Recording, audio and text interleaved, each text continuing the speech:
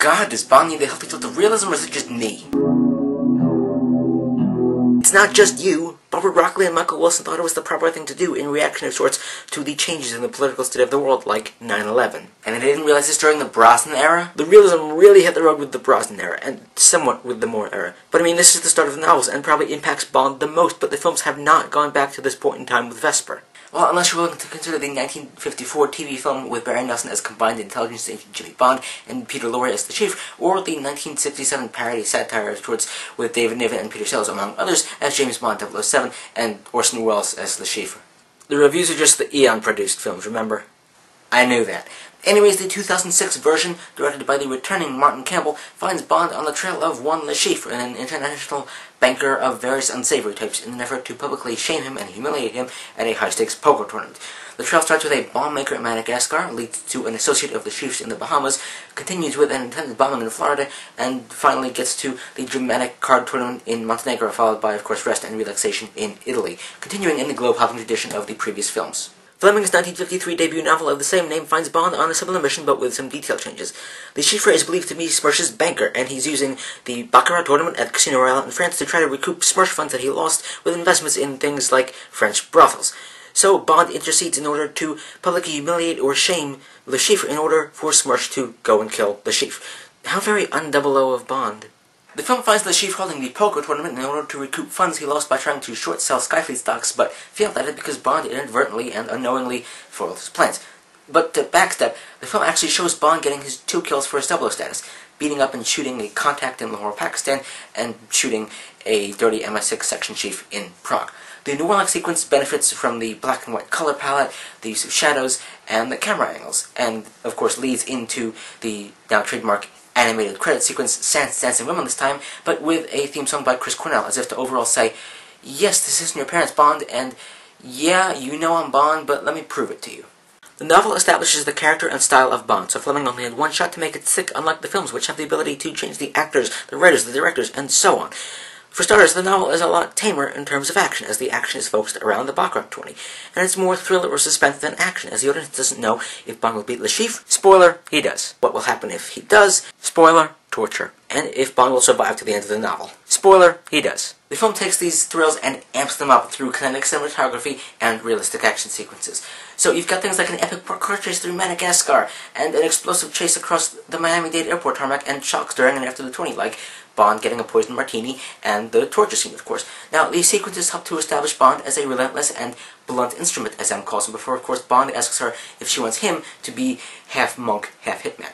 And these sequences also help to establish the realism of the film through, among other things, the stunts like the crane jump, and their impact, like Bond getting reamed for blowing up an embassy. Looking at the cast of characters, we'll start with Le Chiffre. He's not really a menace, as he's middle-aged and overweight, with a feminine mouth, well-manicured hands, a soft voice, and a large sexual appetite, which really isn't seen. But you could say that he's somewhat hedonistic. He also has an inhaler, which is a sign of weakness. However, he's more of a threat to Bond's sexuality, like Greenstreet's Gutman to Bogart's Spade in The Maltese Falcon, especially when Le Chiffre ties Bond up to a wicker chair without a bottom and repeatedly whips his nether regions in order to gradually emasculate him and destroy his manhood. His filmic counterpart, played by the lean Mads Mikkelsen, is more a menace due to his unsavory business dealings, some of which we actually get to see, and his bleeding eye. He still has the inhaler, but he seems to be more of a numbers whiz, if anything, due in part to his short selling and his attempts to bluff Bond during the tourney. The torture is even more brutal in the film, and it's still as emasculating, if not more, due in part to Le Chiffre's unfinished threat to cut off Bond's balls because he apparently doesn't seem to value them. As for the women, Vesper's the only one in the novel. She seems distant, yet eternally grateful for all the field service work in the past, as well as the opportunity to go out into the field now. Initially, Bond doesn't want to work with her because, well, having a female spy out in the world would totally disrupt the patriarchal gender roles of the spying world, and let's just drop it there. The fact that she and Bond start a relationship within a few days to a week of meeting strains believability, along with the fact that Bond starts using terms of endearment during his recovery and wants to marry her within, a week or two of first meeting her, even though his priorities are mission first, sleep with Vesper second. However, she's already taken by a lover who's captured by the MVD, and the MVD use him as leverage to get Vesper to be a double agent, but she kills herself instead of waiting to be killed by Smirsh and to save Bond the pain. But the film has 2 key women apart from M, Demetrius's wife and Vesper. Bond only fools around with and doesn't sleep with Demetrius' wife before he goes after Demetrius and his associate in Miami, but she's still killed because Le Chiffre believes that, well, someone spilled the beans about the bombing plot. So you could say she's symbolically killed for having a small fling of sorts outside of her current marriage. And Vesper, played by Eva Green, is a deeper, richer, and more complex female character than her novel counterpart. She controls the finances for one on the mission, as she's a treasury agent.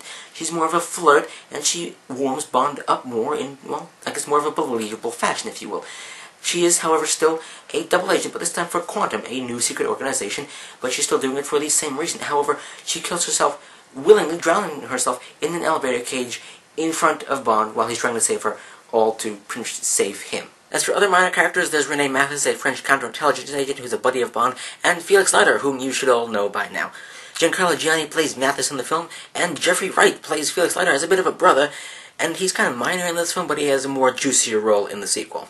The film really helps to cement Daniel Craig as the modern eponymous Bond, thanks to the wry sense of humor as well as his ability to showcase both the darker side of Bond while juxtaposing it with the human side of Bond. Plus, I like the fact that Bond isn't reliant on gadgets, thanks to the realistic tone and direction of the film, because frankly, the laser watches and insanely tricked out invisible cars were just getting old and boring and pointless and stupid and just banal. So, Casino Royale, despite being the longest Bond film to date, was a step off in the right direction as it helped to revitalize the franchise, re-establish Bond in the spy genre, and reintroduce Bond to the world. Without a doubt, it's one of my favorites. So, tune in next week for the ultimate review in the series, Mark Forster's 2008 Quantum of Solace. And don't forget about the Bond survey down in the comments. So, see you all next week.